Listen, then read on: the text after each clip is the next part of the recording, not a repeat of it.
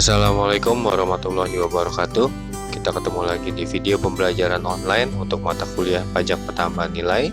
Kali ini materi yang akan saya sampaikan adalah PPh pasal 4 ayat 2 atau yang biasa dikenal juga sebagai pajak final. Secara singkat, PPh final dikenakan menggunakan tarif dan dasar pengenaan pajak yang berbeda dengan skema pajak umum atas penghasilan yang diterima atau diperoleh selama tahun berjalan. Berikut ini saya akan sampaikan ciri-ciri yang terdapat di dalam PPh pasal 4 ayat 2. Yang pertama adalah makna final yang digunakan dalam PPh ini dimaksudkan pada kewajiban pajak yang sudah selesai atau sudah berakhir. Artinya, wajib pajak yang telah dipotong atau menyetor sendiri PPh final terutangnya dianggap telah melunasi pajak. Berikutnya, PPh final merupakan pajak yang dikenakan langsung saat wajib pajak menerima penghasilan yang tergolong sebagai objek pajak di dalam PPh pasal 4 ayat 2. Lalu, PPh final memiliki skema tarif khusus atas setiap jenis penghasilan. Untuk pembayaran, pemotongan atau pemungutan PPh final baik dipotong maupun di-store sendiri bukan merupakan pembayaran di muka atas PPh terutang, melainkan sebagai bentuk pelunas. Pungutannya yang seketika membuat penghasilan yang dikenai PPh final ini tidak lagi diikutsertakan dalam penghitungan pajak terutang tahunan. Penghasilan yang telah dipotong PPh ini tetap harus dilaporkan dalam surat pemberitahuan atau SPT. Setidaknya ada 5 faktor yang menjadi pertimbangan pemberlakuan PPh final di Indonesia. Yang pertama adalah penyederhanaan atau simplicity proses pemungutan pajak. Yang kedua, pengurangan beban administrasi dalam proses pemungutan pajak. Berikutnya adalah mendorong perkembangan investasi dan pertumbuhan tabungan masyarakat. Yang keempat, pemerataan dalam pemungutan pajak atas transaksi ekonomi tertentu. Dan terakhir adalah menyokong pertumbuhan ekonomi dan moneter. Pada prinsipnya, pajak pasal 4 ayat 2 harus dipotong oleh wajib pajak berbentuk badan. Jika pihak penerima dan pemberi penghasilan yang termasuk dalam objek PPh pasal 4 ayat 2 ini adalah wajib pajak perorangan, maka wajib pajak tersebut harus menyetor sendiri pelunasannya. Nah, contoh daripada penjelasan tersebut adalah kasus pada penerimaan hasil transaksi sewa atau penjualan properti atau bangunan. Dalam hal ini sudah ditunjuk beberapa wajib pajak badan yang berhak untuk memotong PPh pasal 4 ayat 2. Yang pertama adalah koperasi, kemudian penyelenggara kegiatan, lalu otoritas bursa, dan yang terakhir adalah bendaharawan. Berikut ini adalah objek penghasilan serta tarif yang bisa dikenakan atas transaksi-transaksi tertentu.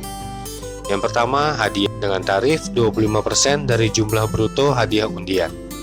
Ini artinya, setiap hadiah undian yang kalian dapatkan, secara otomatis akan dipotong 25% oleh pihak penyelenggara, dan sisanya yang akan kalian terima sebagai hadiah. Berikutnya adalah sewa tanah dan atau bangunan. Jumlahnya adalah 10% dari jumlah bruto. Lalu, bunga simpanan yang dibayarkan oleh koperasi kepada anggotanya dengan catatan sebesar 0% dari jumlah penghasilan jika bunga simpanannya sampai dengan 240.000 per bulan. Tarif sebesar 10% dikenakan jika bunga simpanan nominalnya berada di atas 240.000 per bulan.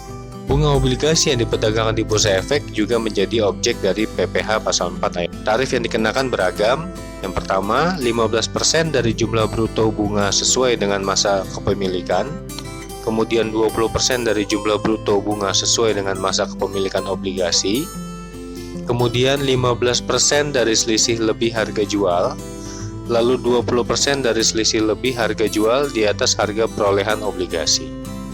Selain itu, uang yang kalian tanamkan di bank dalam bentuk deposito, tabungan, ataupun diskonto SBI yang nantinya akan menerima bunga juga menjadi objek daripada PPh pasal 4 ayat 2. Jumlah yang akan dikenakan tarifnya adalah sebesar 20% dari jumlah bruto atas bunga deposito, bunga tabungan, dan diskonto SBI yang diterima oleh wajib pajak dalam negeri dan juga badan usaha tetap.